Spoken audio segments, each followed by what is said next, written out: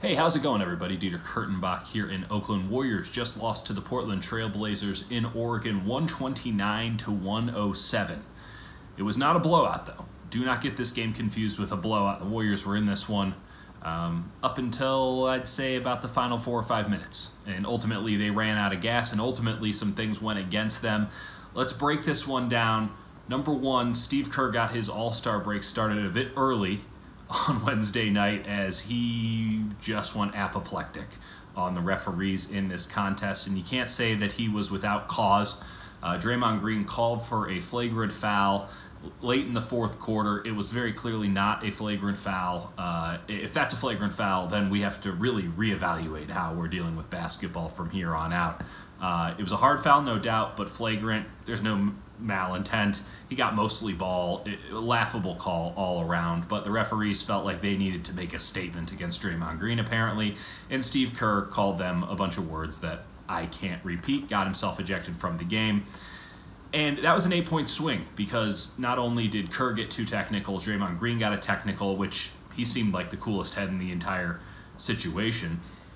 And then Jake Layman hits a three-pointer in the corner. 8-point swing, Warriors fall out of the game. But ultimately, they probably were going to lose this game even without that because second game of a back-to-back, playing 10 guys, as Boogie Cousins, Sean Livingston, and Andre Iguodala didn't play in this contest, you could see the Warriors were just dragging. They were trying their best to keep their heads above water in the moments that Kevin Durant and Stephen Curry weren't in the contest, and both of those guys were absolutely fantastic. But Klay Thompson couldn't buy a bucket on Wednesday night, and ultimately the second units just couldn't do enough against a Portland team that's not necessarily deep, but certainly not as tired as the Warriors. The legs were not going to carry them to the finish line, not against a Damian Lillard team in Portland.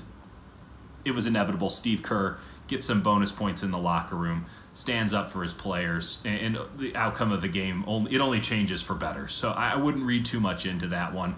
Warriors have a week off before they play the Sacramento Kings. 3 All-Stars will head to Charlotte. Everyone else will get a nice vacation. Don't overthink this one. Number 2, let's talk about this Zack Collins kid, because he is maybe public enemy number 1 for the Golden State Warriors right now. Pretty good week of beefs. Kevin Durant with the media, Rudy Gobert and Draymond Green igniting their rivalry on the court, and now Zack Collins and Klay Thompson are a thing?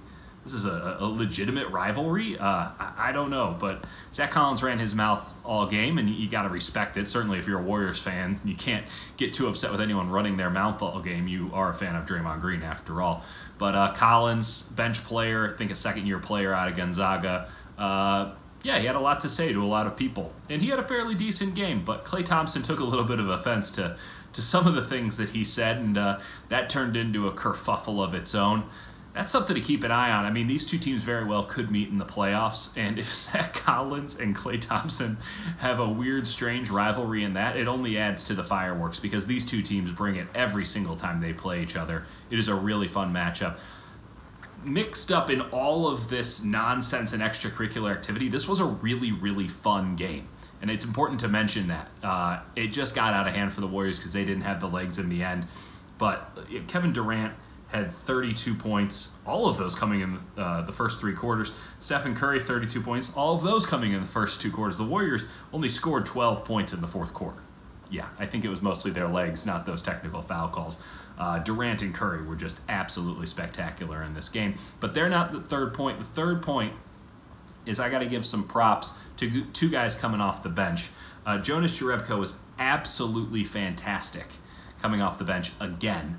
This guy fell out of the rotation, got back into the rotation, and has been killing it ever since. Jerebko, what a great pickup for the Warriors. Played 23 minutes, 6 points, 5 rebounds, 3 assists, a steal, a block. He just made things happen when he was on the court, and you can't knock a guy who makes things happen. And another guy who just made stuff happen was Jordan Bell. He was a minus 13 in the game. Don't read too far into that. Bell was just an impact player. He had 4 offensive rebounds in this contest. 4. These are the kind of performances that Jordan Bell needs to put out on nights where the Warriors are going to be short-staffed. He did it, and I have to imagine that it's going to earn him at least some modicum of playing time outside of emergency situations going forward, because the last 2 times Jordan Bell has gotten run, I thought he's been really, really good. We'll see how it goes. I mean, there's about 20-something games left in the season. Warriors get a week off here. They're going to want to gun it more or less to the finish line. We'll see how long it takes for them to assess some load management for their star players. Probably a lot of opportunity for younger guys like Damian Lee, who I thought was fairly good in this contest, Quinn Cook, who's been pretty good as of late, Bell, Alfonso McKinney, who's fallen out of the rotation, but he had a really nice game tonight, getting back into the rotation under the circumstances, and Jerebko, who's been getting run and has been making the most of it.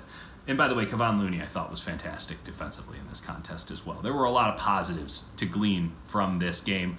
Ultimately, it's hard to win when you're down 3 impact players, 3 guys that you count on night in, night out. And it's tough to beat Portland in Portland, especially on the second end of a back-to-back. No excuses for the Warriors ultimately.